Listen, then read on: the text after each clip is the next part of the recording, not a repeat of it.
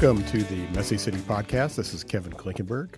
Delighted today to have one of my internet friends who I've actually never had the good fortune to meet in person, but need to correct that one of these days. This is we have Jason Segedy with us from Akron, Ohio. Jason, welcome to the show.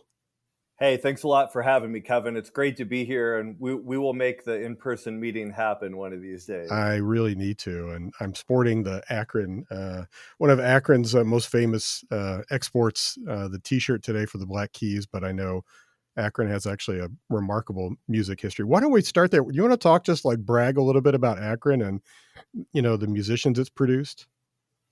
I think what's interesting about Akron and this corner of Ohio when it comes to music is like we seem to specialize in kind of quirky, bands that people tend to know or musicians that people tend to know, but certainly don't hit the high peaks of fame, but are pretty influential. So, for example, Devo hails from Akron, Chrissy Hynde from the Pretenders.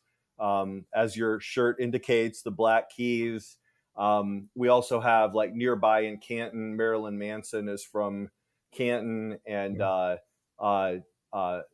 Maynard from Tool is from Ravenna, which is kind of a more distant suburb of Akron. So we tend to have like these edgier and quirkier artists that come out of this area. I don't know if it's something in the water or what, but I don't know, man, but it's that's pretty remarkable there's when you agglomerate all of those cities in that part of Ohio, there's a lot of people, but a lot of those are not large, cities to produce that many well-known musicians is pretty cool. Yeah, I think we punch above our weight in that respect. Yeah.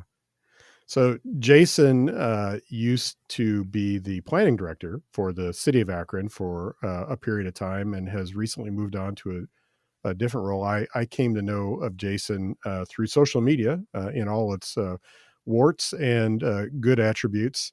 And we've had a lot of exchanges there over the years, but why don't you talk a little bit about your background? I know you're from Akron. You're born and raised there. You went away, I think, for a little bit, but came back, and you obviously really care about the community.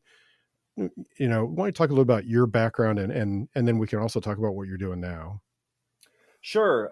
So yeah, I am a lifelong Akronite, resident of the city of Akron for all but 2 years when I was in grad school, and I did a stint in Charlotte for grad school. It was a great experience. I think it was very helpful to me to be away for at least a little while, and I think it helped with some perspective both on where I'm from and just seeing another place. I've lived in the city of Akron my whole life, so I'm an urbanite at heart. Really, I think maybe within a mile and a half of the house I grew up in the whole time. So I've even kind of been in the same corner of the city all those years. My professional background, I loved maps as a kid. That's actually honestly what got me into urban planning. Was I loved maps and I loved neighborhoods, and I was always really interested in the city. Even when I was 5, I really had an interest in that. So I ended up, probably not surprisingly, majoring in geography. And I got to that point in undergrad where everyone gets to, where you're like, what am I going to do with this degree?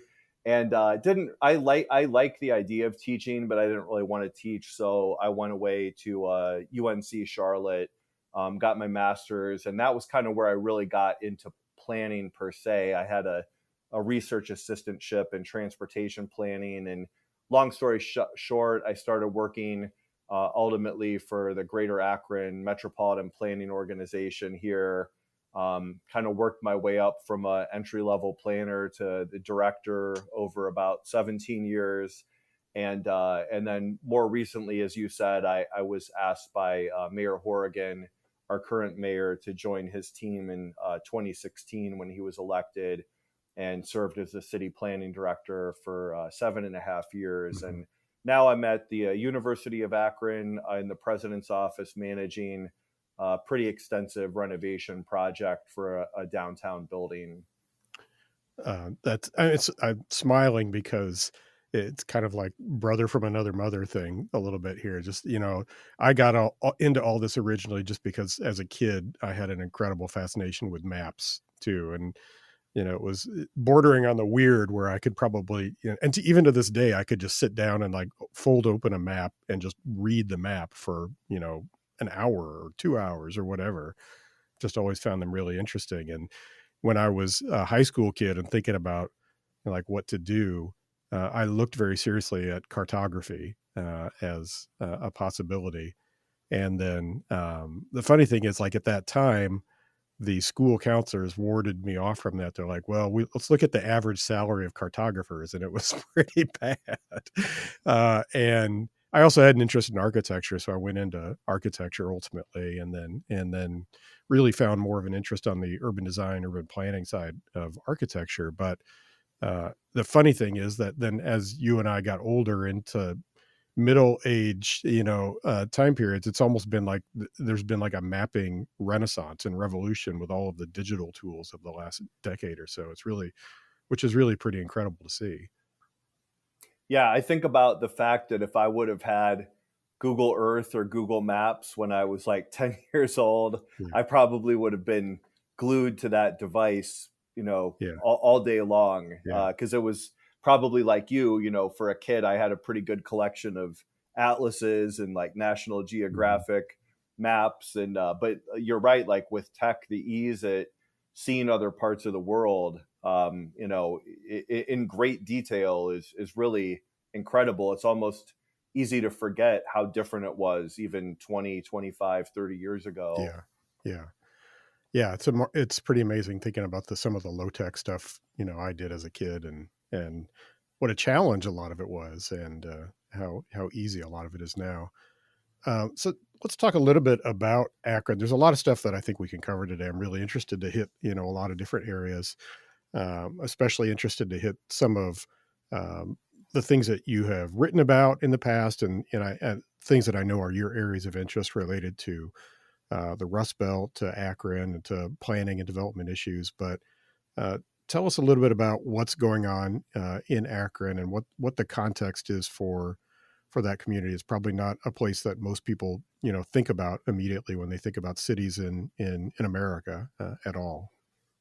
Sure. I think Akron, it really is in some ways like the quintessential mid-sized city. It's like just large enough that there's a decent chance someone has probably heard of it. Maybe even someone who isn't really in our circles. But it's also true that it's probably pretty unlikely they know much about it. I would say, like the average American, if they can place Akron, they'll know that it's in Ohio. They might know that it's near Cleveland.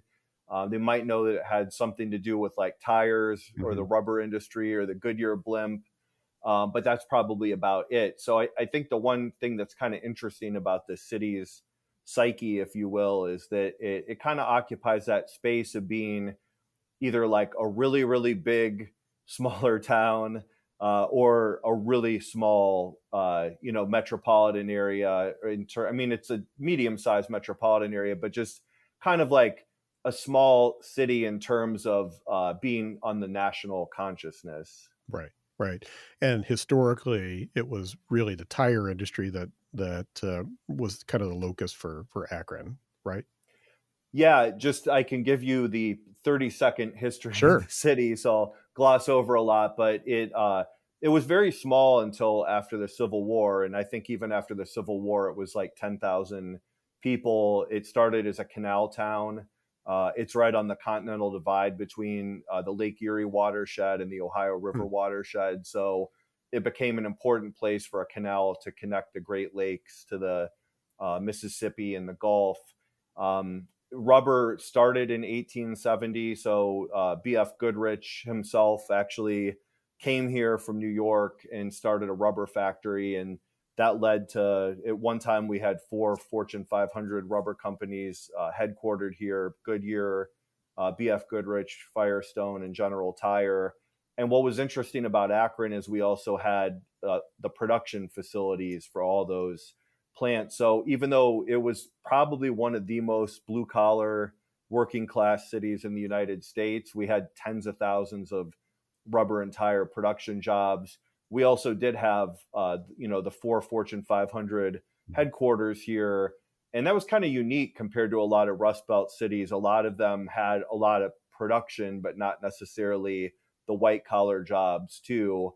And when the industry kind of collapsed, especially here locally, we lost pretty much all of the blue collar stuff and a lot of the white collar. But today we're still the headquarters of Goodyear, but the other three companies were either bought out by foreign competitors or amalgamated somehow. And some of them have a small presence in like research or engineering, but most of that industry is more history Mm. than the present in Akron today. Yeah. So what's the effect been on that for Akron over the last 3 or 4 decades with all those changes?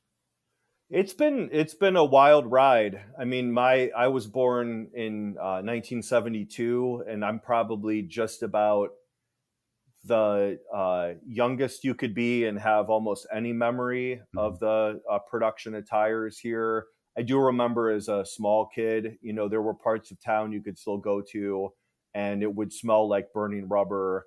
And there would be, it was legit smokestack industry still. But even by the time I could remember, it was really winding down. The industry here really started to decline in the early to mid 70s, and so the city in the early 80s went through this gigantic restructuring of basically in a decade almost all of the production jobs Mm. disappearing.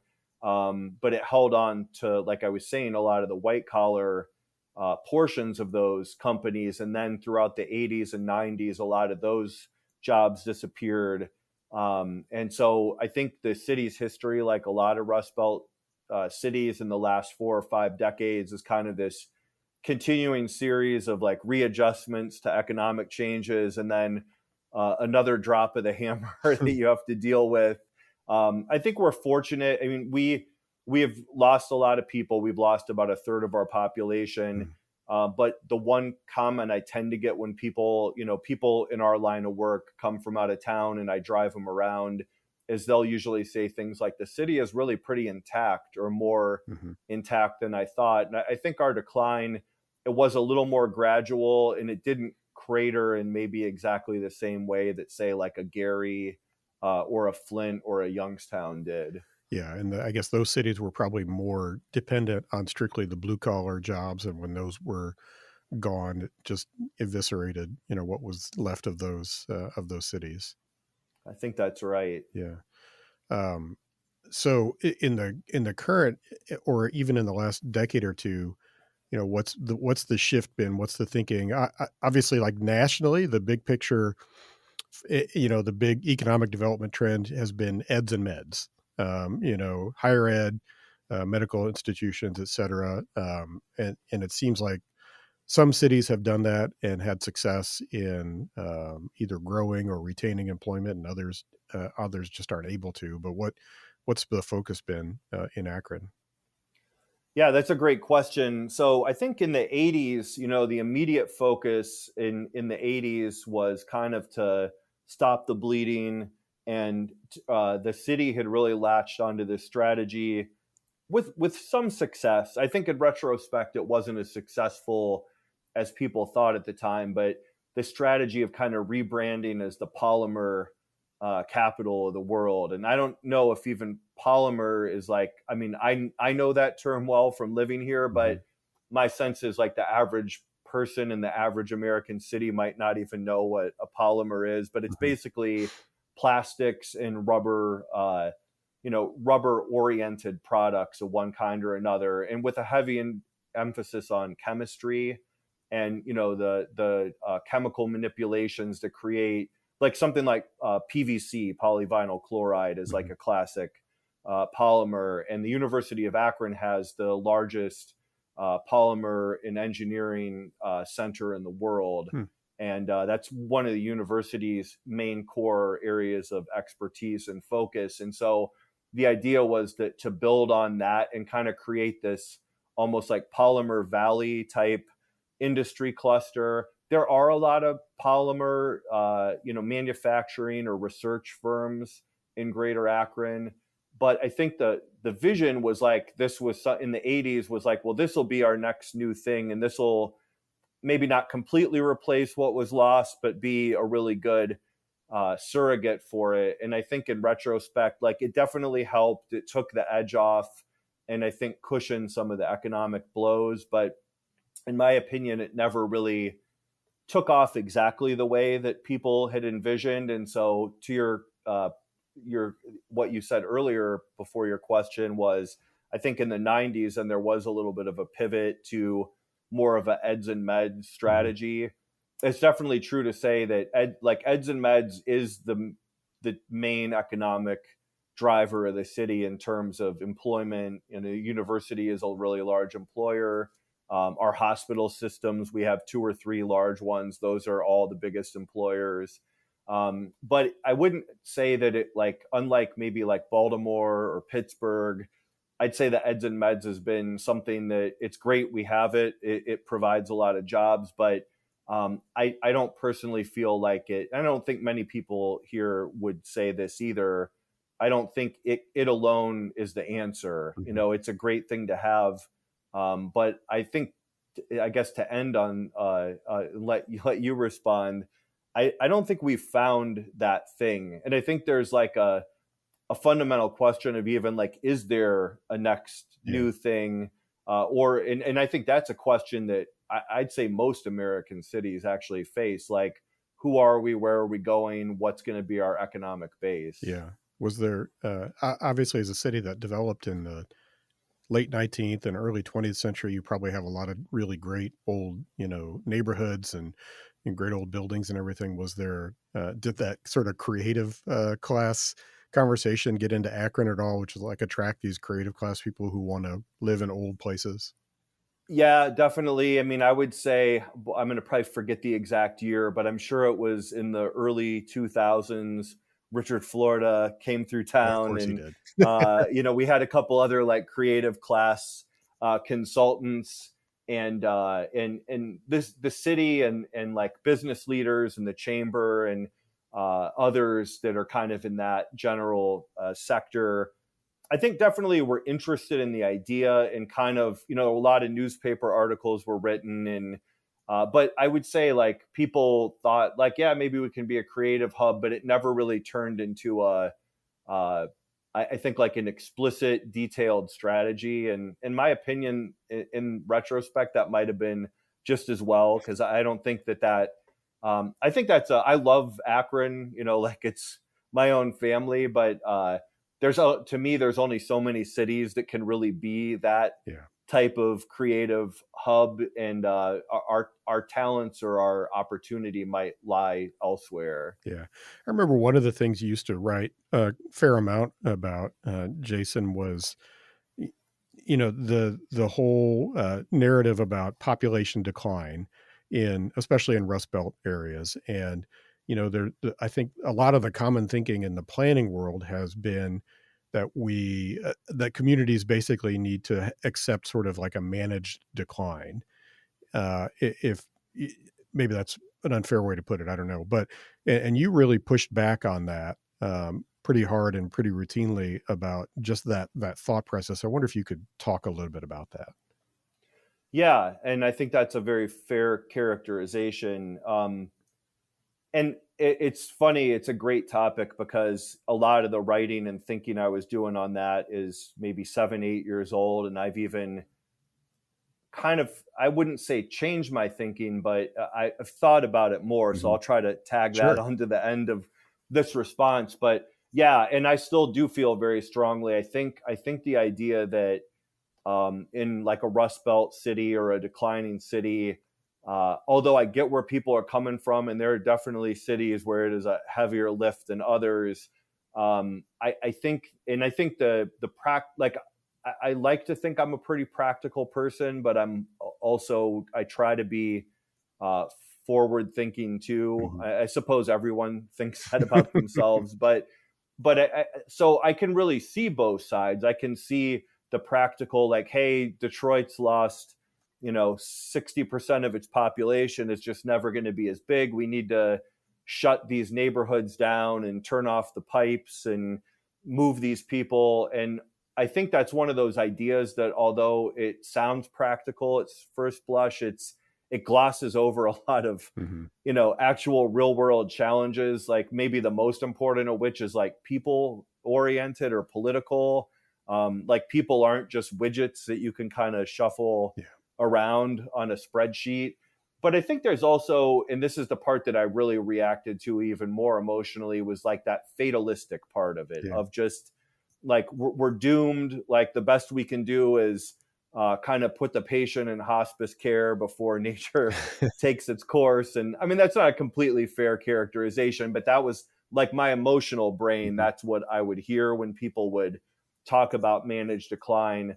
And so when I became planning director, we really, we had an initiative of a goal of growing the city back to 250,000 people. So our peak, we were at 290, we're at 190 today.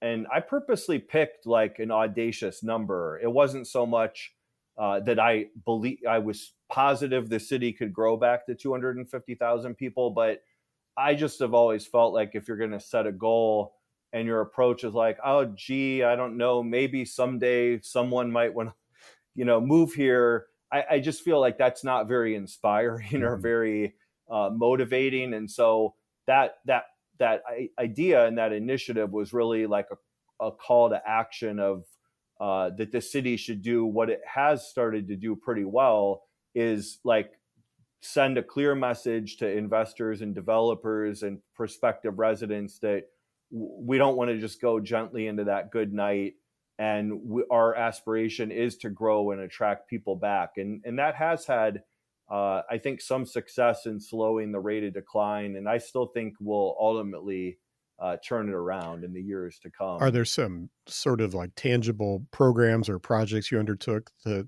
try to do that, when you were planning director or working with the mayor and others?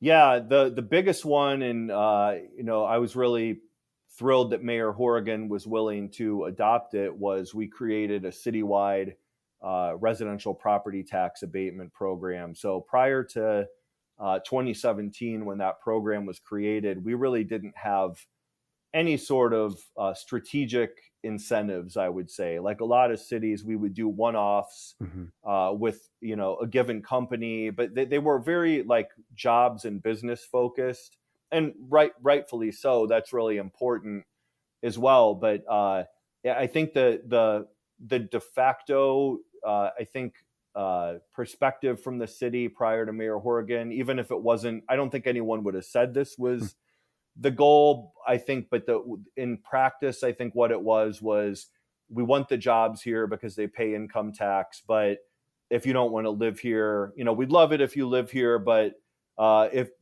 you live near us and work here, then that's good enough. And so the creation of the residential program really was to incentivize people building homes here and apartments. And we went from, I think the year before the program, or before Mayor Horrigan took office, we had less than 20 new units of housing built. I mean, in a city of Mm. 190,000 plus people. And there have been, probably close to 2,000 now that have either been constructed or about to be constructed. So it hasn't completely reversed the population decline, but it has started to slow it. And a lot of our population loss now is more from shrinking household size, not Mhm. so much losing households. Yeah. It's kind of funny. It reminds me that back when I was a young pup, I think the first letter to the editor I ever wrote for the Kansas City Star that got published was in a sort of a similar reaction, that all of our incentive programs were geared for basically for large corporations to try to move and bring jobs in the community. And my letter was, if we really want to rebuild our city, we should incentivize people to live here, and have a flat incentive for housing. And actually, and the funny thing is, just last year the city kind of did that for a pretty large section of the city, but it's really taken a long time for that thinking to change. So, one of the other things that I'm intrigued about, Jason, is, you know, you had a pretty important job in Akron as the planning director when I came to know you. And it's obviously planning director can be a political job too. You're interacting and dealing with city politics on a pretty regular basis, and yet you were one of the rare people who would have a pretty regular voice and speaking out on a lot of different things, putting your own thoughts out there. Uh, I'm curious about like how that was for you, uh, and what was it that gave you or allowed you to have the sort of confidence to share just your own thoughts about what's going on, whether that's a national issue, a local issue, or whatever, when so many people in those positions really just don't? Yeah, I appreciate that question. I think that maybe there are a couple of things that helped me with that kind of approach to the job. The two that come to mind is I was the executive director of our MPO, our Metropolitan Planning Organization, for um, all 7+ years before I took the planning director job for the city. And I had gotten very used to being like a decision maker. Hmm. The buck pretty much stopped with me. I still had a board that I, was accountable to, but I grew very comfortable with like, making decisions and pushing initiatives forward and things like that.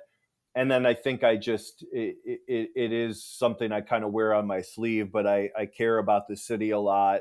And I don't view jobs like a planning director as something where you just kind of hide behind a bureaucracy. I mean, Hmm. maybe we can get into this. Lord knows there is plenty of bureaucracy and plenty of politics, and not even all of it is always. Sometimes it is bad, but it's not always bad. But I always felt like if I was ever to take a more political job, I needed to be able to still kind of have some sort of a leadership role. And to Mayor Horrigan's great credit, he really gave me space to kind of, yeah, we were going to do ultimately what he thought was best for the city, but he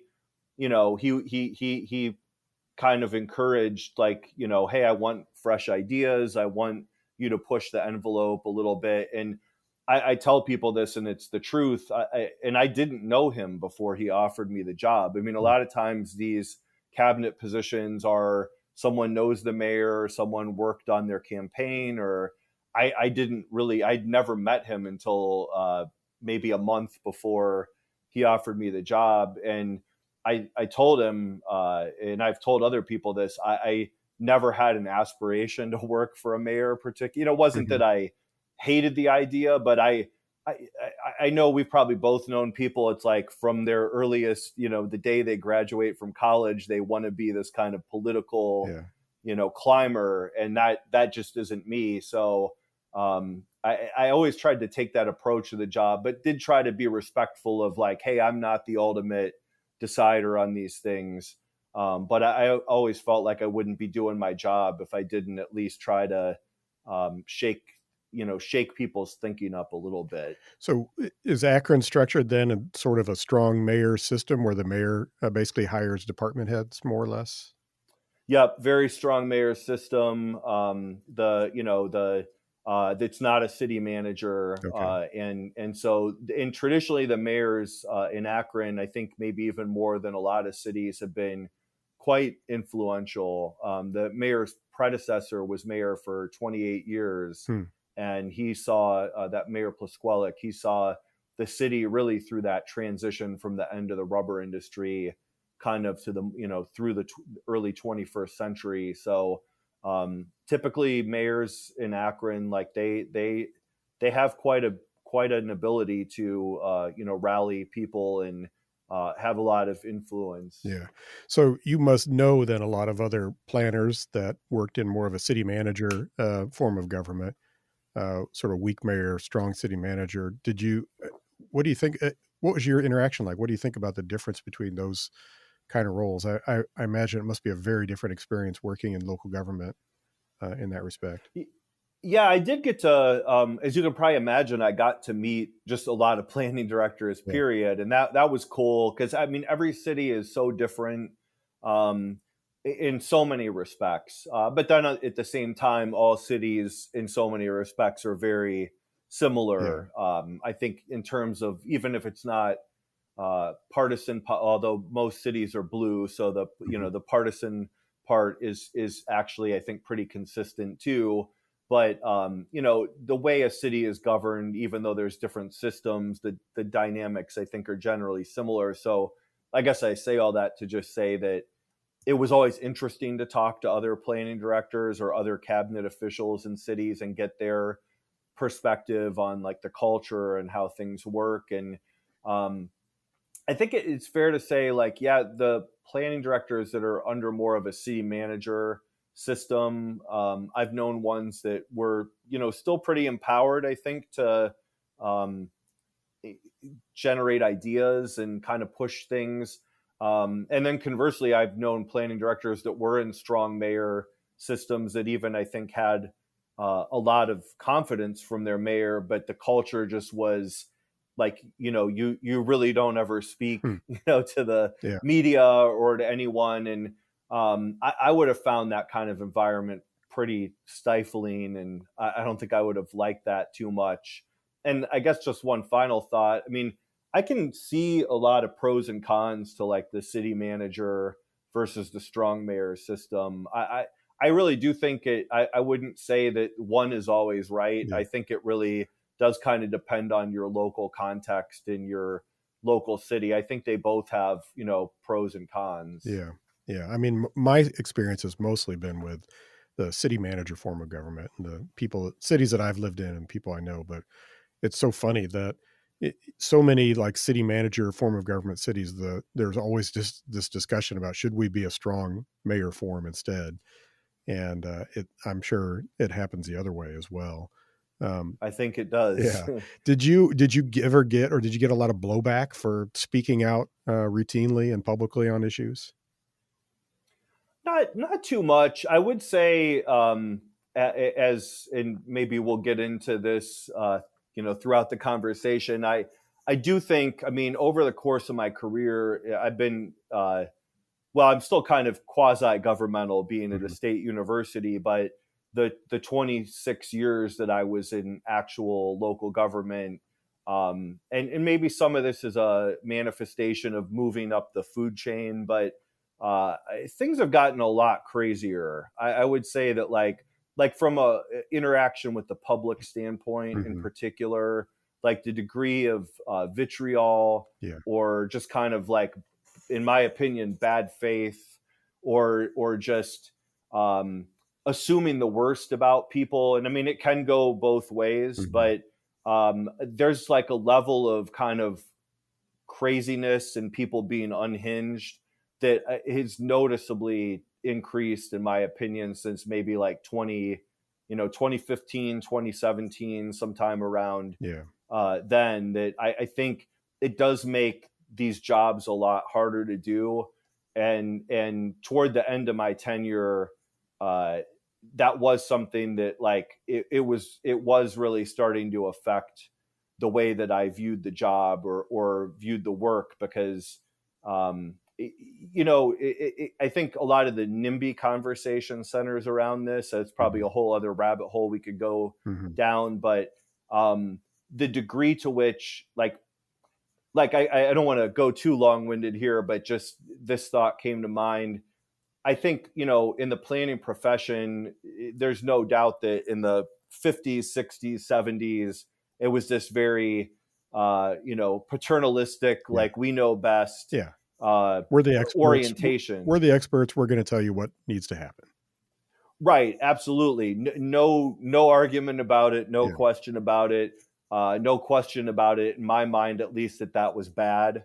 Um, but I would say that the pendulum swung back, and I think a lot the other way yeah, in retrospect. That everything almost turned into like, well, let's just have a focus group come, from the general public and decide what to do. And although I think public input is incredibly important, um, I've been in a lot of public meetings where planners took the approach or officials took the approach of, hey, just tell us what you want to see.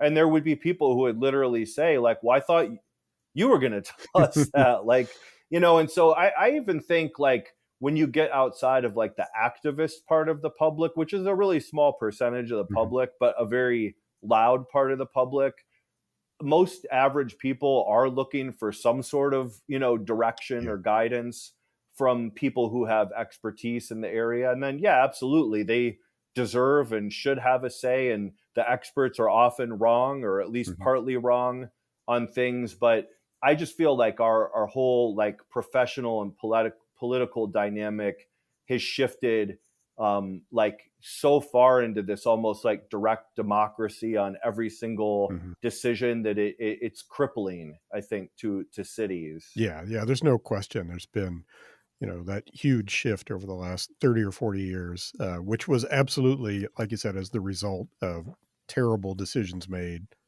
for a number of years that really did destroy a lot of communities. But as we seem to do as humans, we overcorrect, and we've come to a place now where it's hard to make any kind of a decision on anything.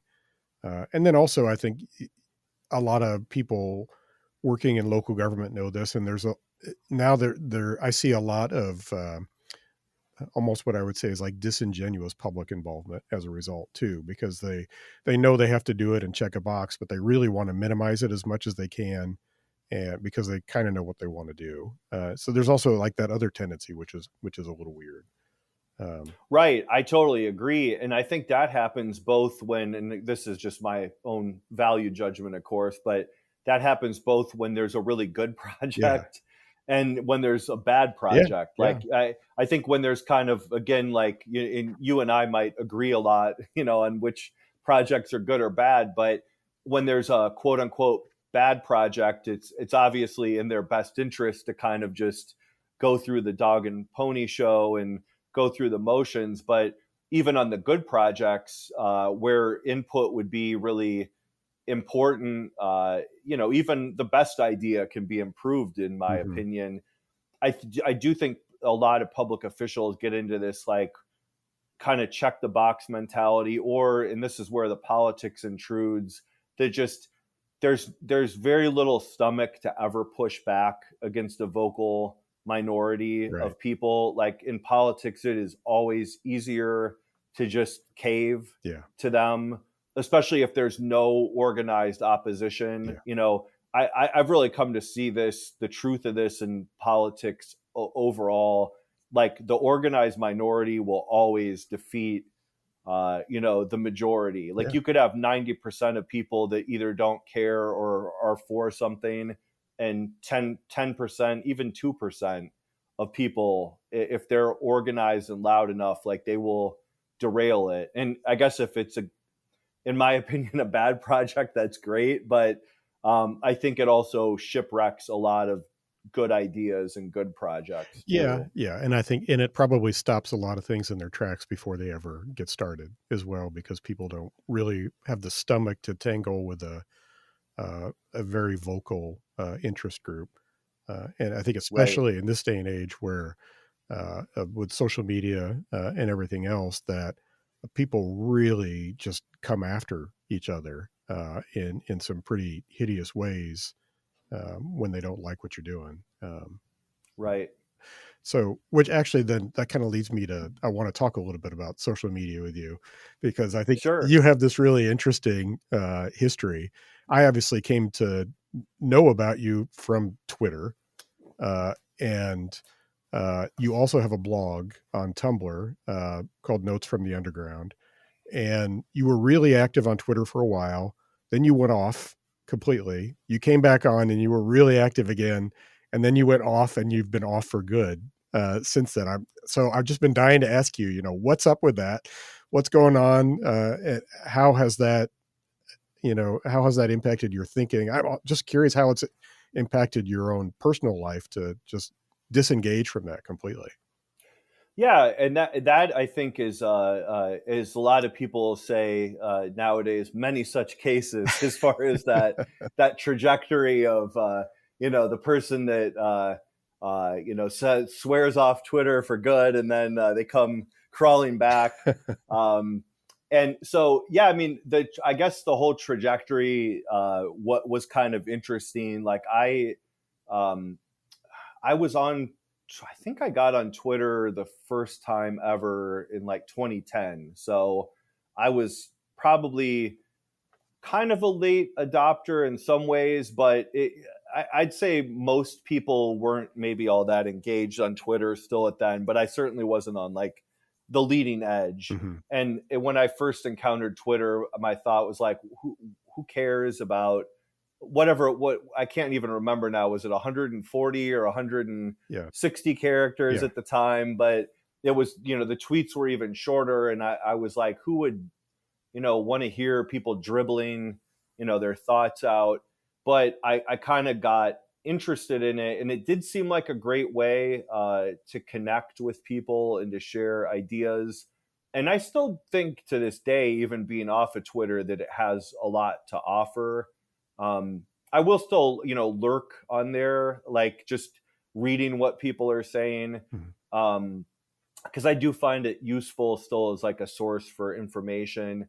But um, anyway, like after tweeting for a couple years, like a couple colleagues said, like, you have these long threads, you should turn these into a blog post. And Mhm. I kind of had the same view of blogging, like, well, I don't know, who really wants to hear this or read this, but I do like to write. And so I did start the blog, and uh, found that I mean, in our small corner of the world, Yeah. a lot of people were reading it, and I got pretty good feedback from people. And so I started blogging more, and it and Twitter kind of became kind of a symbiotic, relationship. I did, when I quit Twitter the first time, which I think was maybe like 2018. Um, I had just gotten, I think, what I don't want to say I underestimated it, but once I became, like a planning director and was even more in the public eye, it got harder. I think like the level of criticism got a lot higher, Mhm. which I accept in a lot of ways, but it was starting to kind of, you're trying to just share something and people are just like trolling you continually. Yeah. And that was why I left the first time. I mean, not the only reason. I felt like a lot of people who use Twitter, I just felt like I was spending too much time on Yeah. there too. Yeah. Um, but I kind of decided I would just post stuff from the blog, but then I kind of got interested again in engaging with people. But when I quit the second time and for good, it really was more. It wasn't really any dramatic thing. It was more just, it kind of goes with what I was saying before, that I just feel like our whole society has gotten increasingly unhinged and just, really vitriolic on everything around politics. And like everything seems to be turning Yeah. political. And I kind of just got to that point where I was like, you know what? I'm going to use another Twitter cliche, I'm going to touch grass more and just get off of here. And I definitely don't regret that decision. The blog, I was in the process of migrating to Substack, and I'm still planning on doing that. I Good. just got so busy that I'm kind of like halfway through that Yeah. transition. And but I'm sure I'll get back into that at some point. Yeah. Well, I hope you do. I think you're an excellent writer. And even if you forego social media for good, and I can't blame you for that for a minute, I about every other week I think about dumping it all. But the writing, the long form writing, I think is incredibly useful no matter what, whether you have 10 readers or 10,000 readers. And I think it would make a lot of sense to migrate that to Substack. You've got you had a number of pieces on there that were really interesting, and one of them that comes to mind, uh, I want to talk a little bit about. When COVID first really came on the scene as a thing, you had one or two longer form blog posts that were basically like, this is going to change everything. This is a really big deal. People don't realize it. It's going to change everything.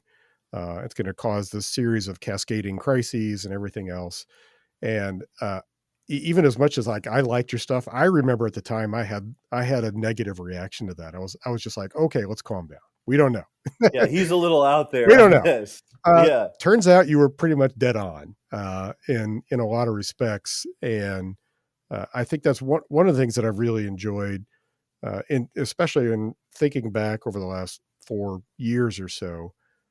You had a real knack for kind of understanding or having a distillation of what was kind of going on in the country, culturally, politically, or whatever, that seems to be ahead of a lot of other people that I've read. And I'm curious if you've heard that. Has people told you that before? Where do you think, where do you think that comes from, or do you even agree with that? I appreciate you saying that. And full disclosure, I'm frequently wrong Well, we too. all know that. So, uh, but I think that maybe the COVID thing was a good example of this, and hopefully this will touch on your question. And this isn't anything unique and precious about me, but I think that it is something I've tried to do, and it's something that maybe comes somewhat naturally because I just am interested in a lot of things. Mhm. But I always tried to approach planning. Planning's my profession, but it's not my life. And like I've always tried to approach it as like even planning itself is part of like a holistic whole of like systems and Yeah. how systems work. And I've always tried to read a lot and like read a lot of perspectives and read about a lot of different things. Like I've always felt like it even helps as a planner to know about art or to know about, the history of World War One or Mhm. whatever it might be that seems obscure. And I think like when COVID came, and I'm certainly not any sort of expert on, viruses Mhm. or anything like that, but I just felt like from what I know about history and the way that people were reacting, that it was going to be that, like, in the end, the virus and the people getting sick and dying from the virus, as awful as that is, would be like one of the less important parts of COVID. And I do think that has turned out to be true.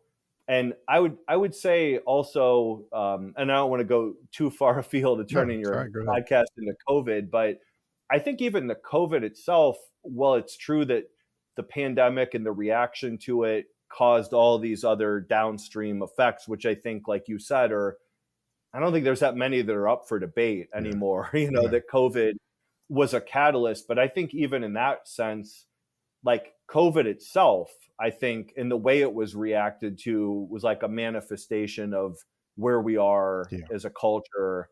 And so it's like this interesting set of, I think, causes and effects that we're still living through. Yeah, I remember you put a lot of it in the lens of the book, The Fourth Turning, and how we're at a certain point in our history, which is very typical throughout the ages, that societies have these big transition periods, and I think if I could paraphrase, it was more like this to me, this was an indication that we're in that period, and one of the catalysts that's going to bring about a lot of change. Yeah, and like the fourth turning, if maybe if listeners aren't familiar with that, it's a pretty easy Google search, or just like the generational theory that's Yeah. kind of behind that book. I'd always try to say this when I wrote about it. I don't know if either people maybe misinterpreted or didn't get what I was saying, or maybe I didn't articulate it well enough. But I don't think it's like astrology.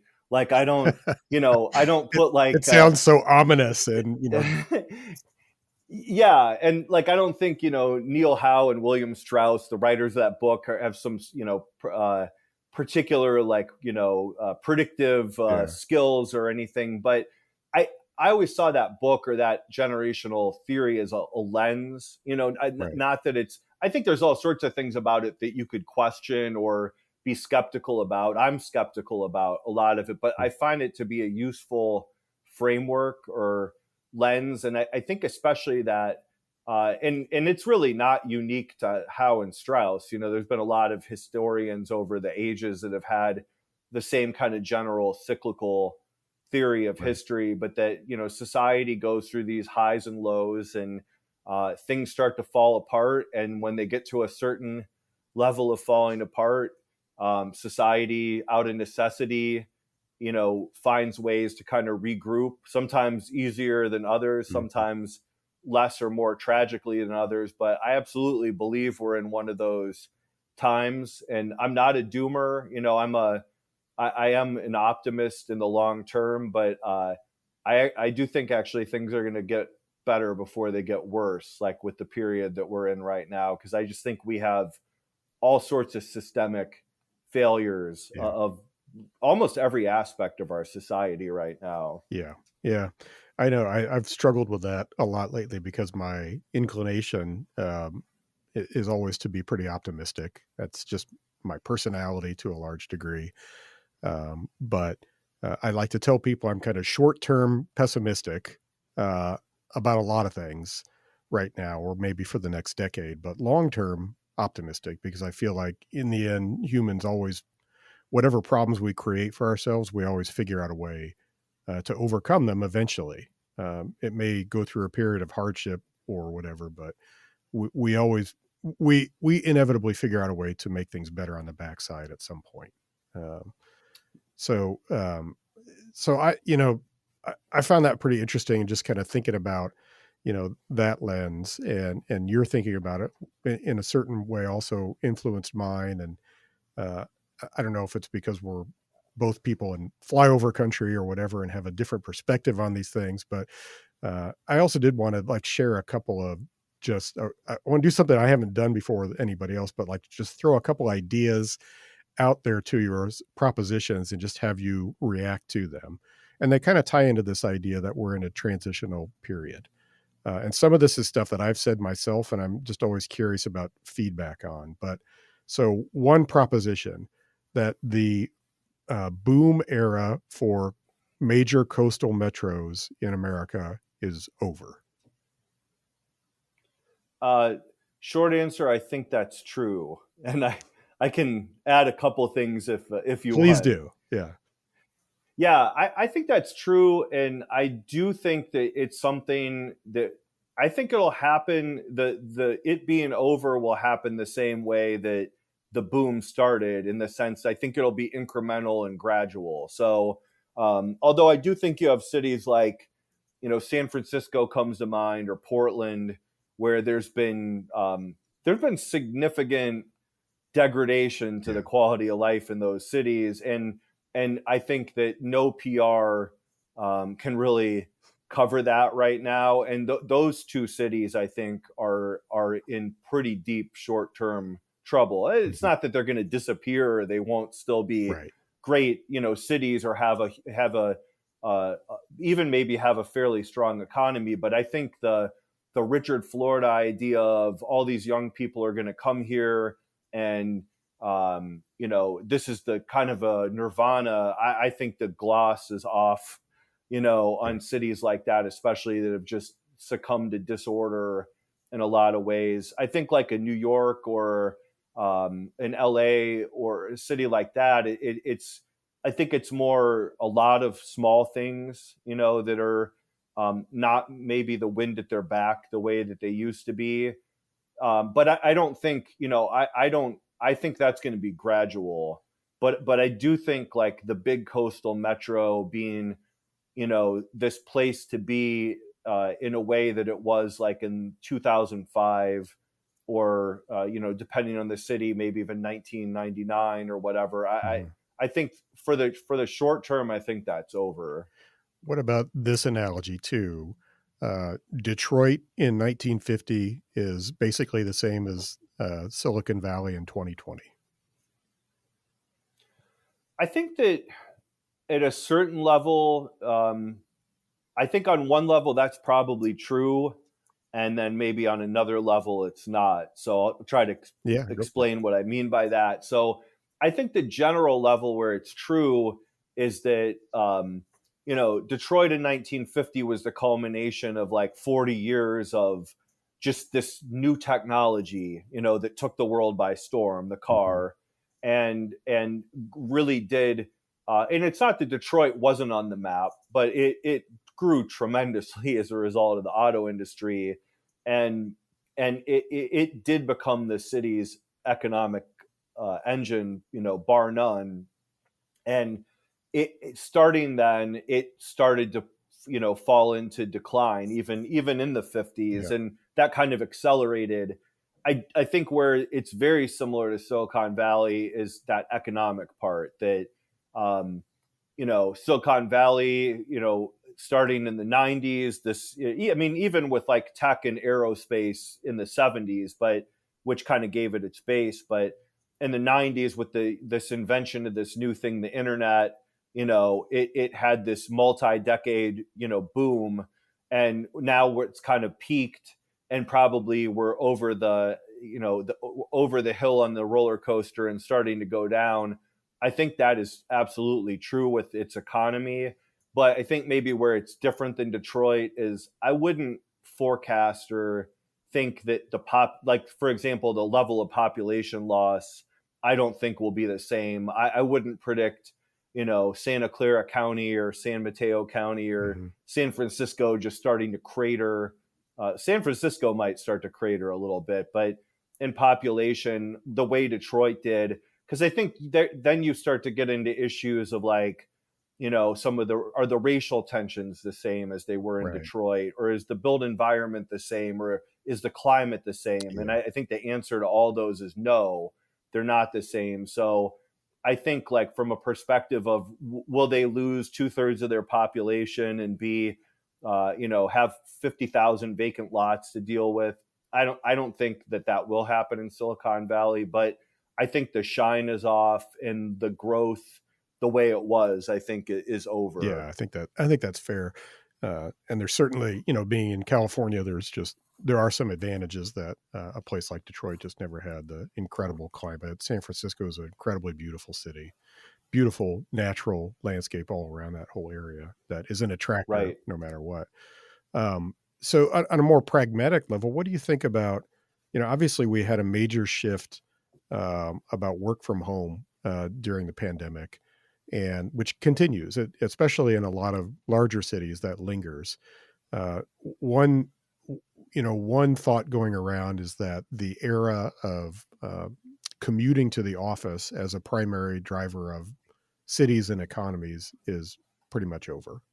That we're entering a whole new era where, the way we shaped 20th century cities was really about late 20th century cities was about the core office markets in the downtown or the suburbs that people commuted to on a 9 to 5 basis. And we built interstates to support that and arterial roads and everything. And now it kind of looks like we've had a shock to that system, certainly the last few years. Do you see that shock continuing? Or how do you think about that changing? Yeah, I mean, it's an interesting topic because I'm sure you remember this time too, being in the same general field. I mean, I remember when we were doing a ITS, Intelligent Transportation System Strategic Deployment Plan, in 1999. When I was still young, Yeah. and beginning planner. And I remember we had a chapter in the report on telecommuting, and it was Mhm. like, there's going to be this new thing called telecommuting, and people won't have to go in the office every day, or maybe they'll go in, 3 days a week. And for close to 20 years, like, not that much happened with it. Yeah. I mean, I think there were people working remotely, but COVID was definitely the catalyst. And the level of dramatic change, it's hard to overstate it.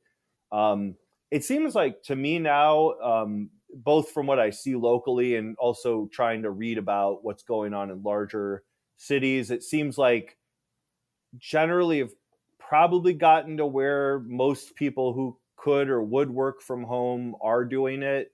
And there has been like a little trickle back to the office, but I do think that I think a lot of people will be working from home, at least partially, for a long time. And obviously, that's had tremendous negative effects on like the commercial real Mhm. estate market. Yeah.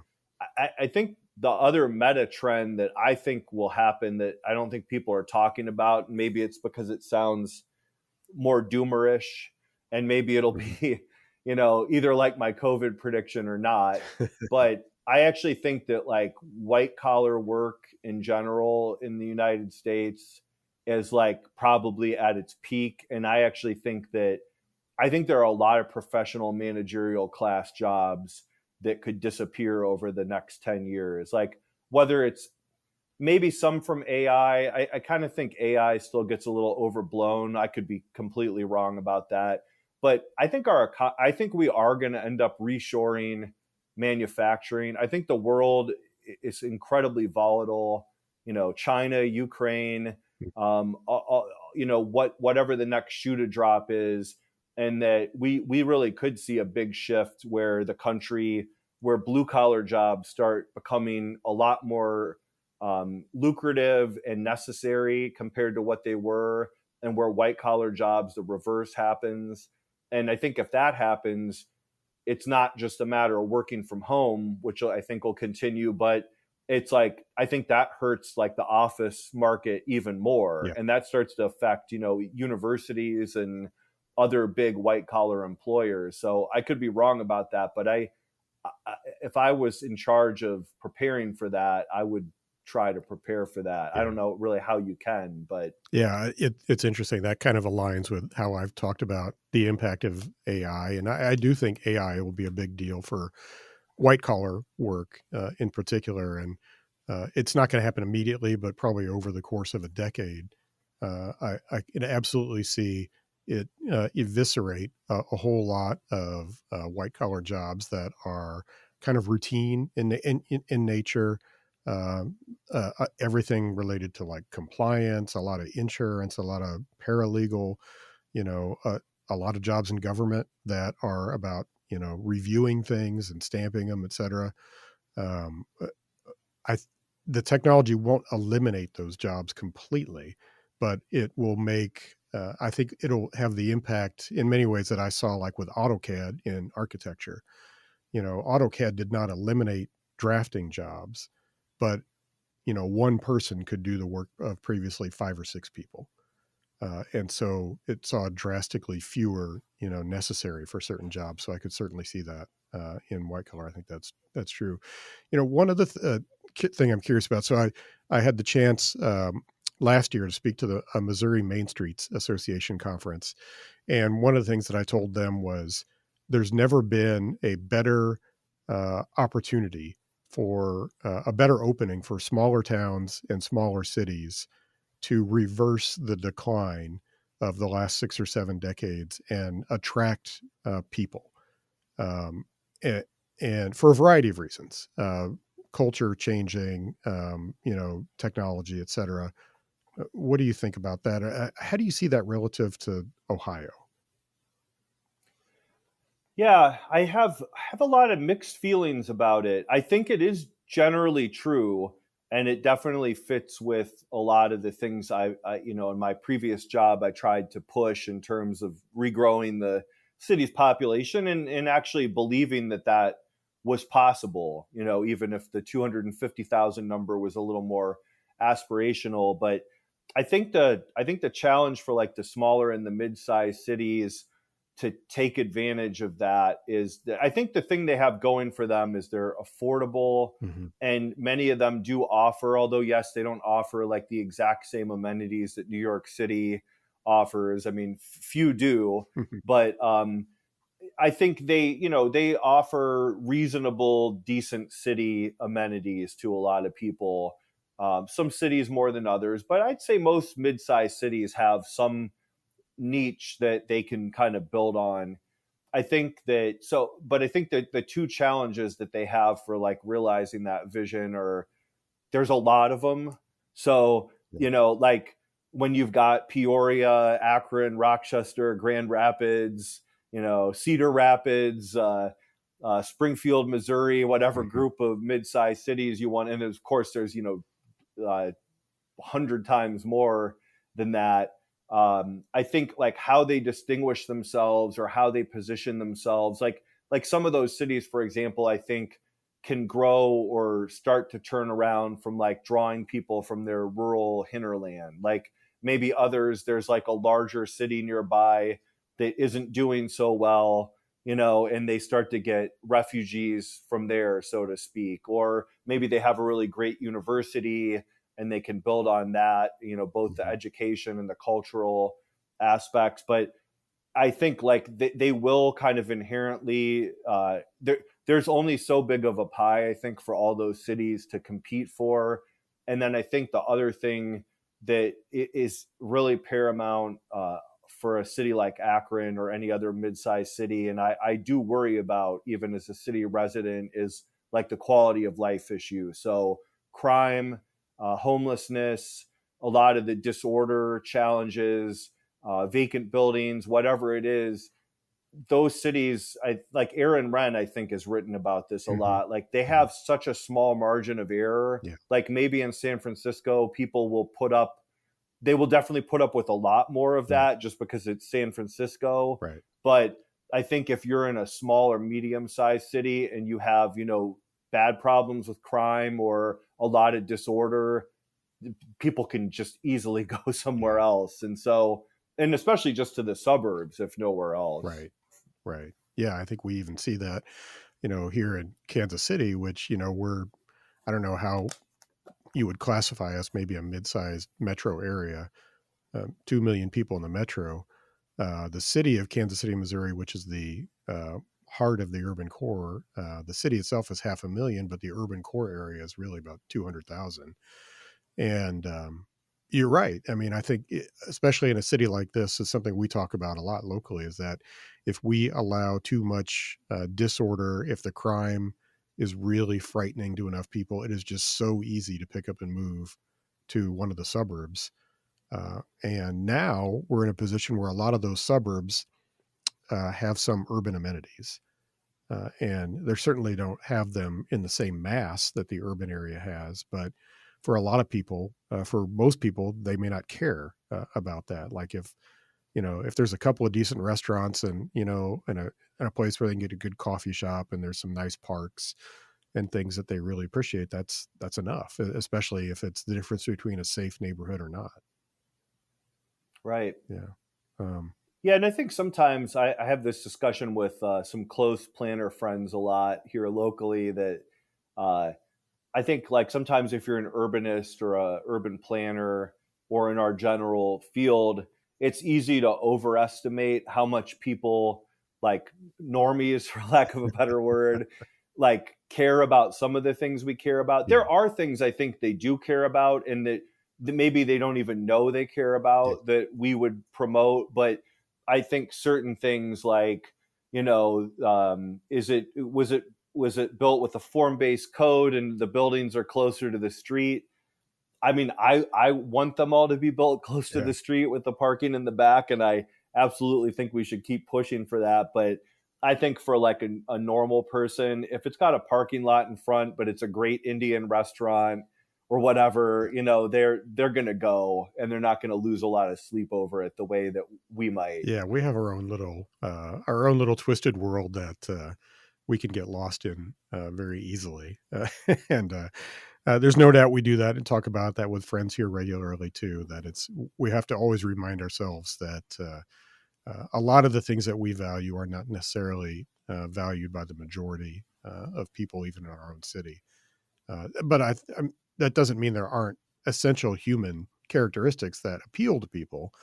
And I think a lot of that, I think a lot of things that we call urbanism are things that really connect with a deeper sense of humanity, but it's not obvious to most people. And I think for a lot of lay people in our country who maybe have lived in a suburban lifestyle for 2 or 3 generations, um, it doesn't even seem like it's something that is a real choice or option. So, Right. And I do think that to add to what you said, I think there is a role for people in our line of work to help people to see the value of some of these things. Like you said, I'm putting words in your mouth a little bit, but like sometimes they may not even know what they're missing or yeah, what it could be like. And I think that takes time and patience. yeah, And I do, maybe this goes back to Twitter for a second, but like a lot of urbanists I would see on Twitter, especially younger people, and I get it, they have like the zeal of being 24 years old Sure. or Yeah. whatever. But I think sometimes like the quintessential Twitter urbanist take would be like, these people are idiots. Yeah. How can they not know this? And I think like if you berate people and just tell them they're stupid or fat or lazy or whatever because they don't see the value immediately of like a walkable urban form, you're going to needlessly alienate a lot of people that I think you could eventually bring around. Yeah. Yeah. No doubt. Maybe the saving grace is those a lot of the people that they're berating aren't on Twitter Yeah. anyway. But Yeah, I think that's true. It is also, a small world in its own right. Um, Jason, we should probably wrap here. It's been a little over an hour. I really appreciate the time. One thing I do like to ask when I close out, I do call this the Messy City podcast. I like to ask people of a place, whether it's a neighborhood or a whole city or a town, that you think of when I mention that phrase was something that is more, what we might call more organic or bottom up in its characteristics. What's something that comes to mind for you that you enjoy? well, that's a great question. So in terms of a place I've been or just Hmm. thought about, Yeah. I think that I think there are a lot of cities in this category, but the first place that came to mind when you asked that was Youngstown, Hmm. Ohio. So Youngstown's 50 miles to the east of Akron, almost right on the border of Pennsylvania and Ohio. It was a steel town, um, probably one of the hardest hit cities in terms of population loss in the United States.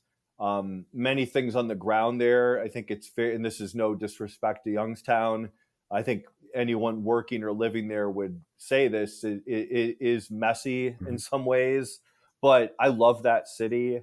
And that city has, I mean, it's kind of cliched to say, oh, a city that struggled has a lot of heart, Yeah.